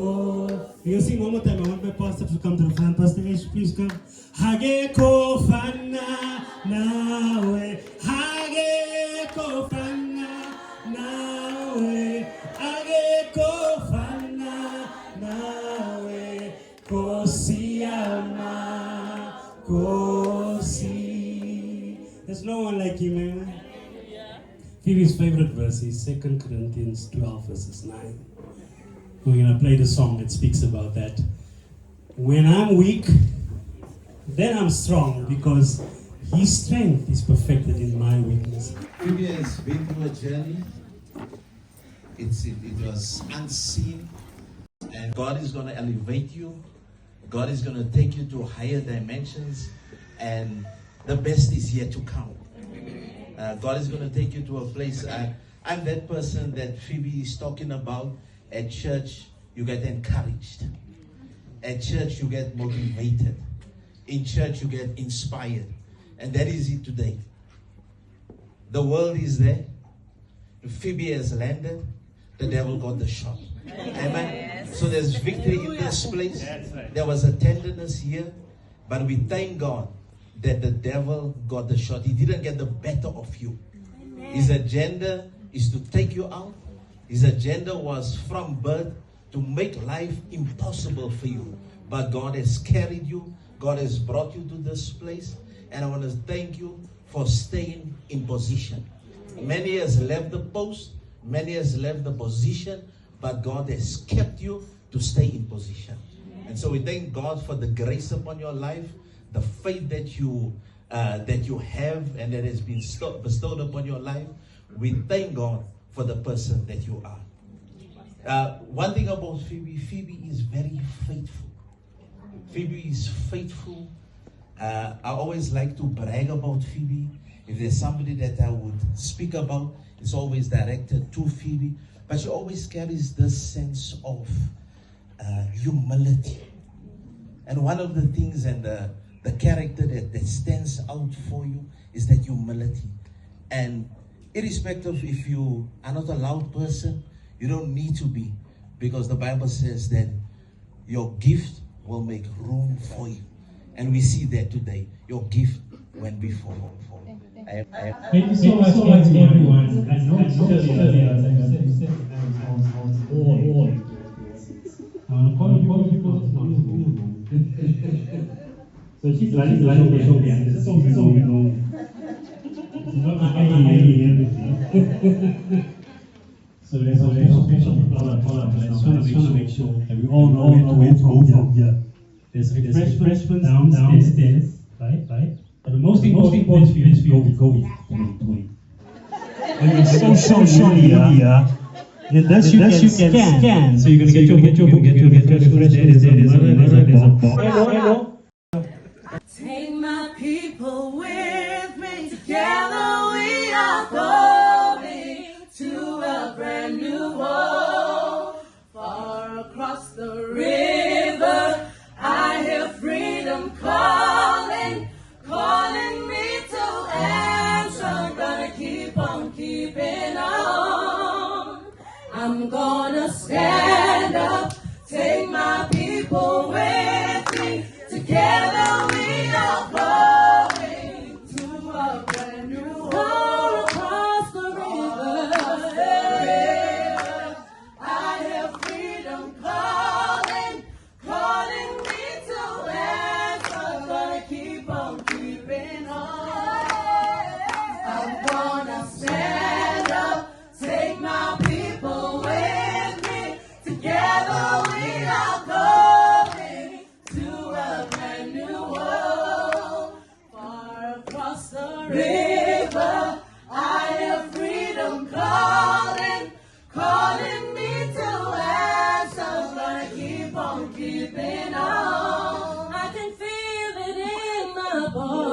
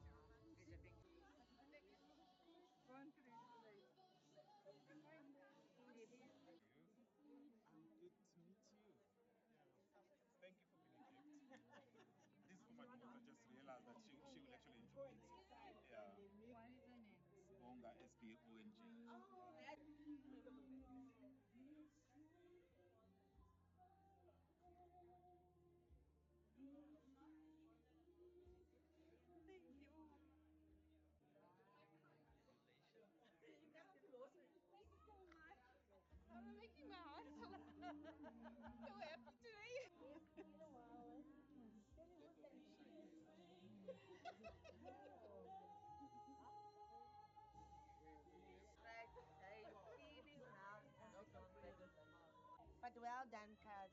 I'm really proud of you. Telling them I'm crying all the time. I see your videos. I'm crying, and now when I'm crying again.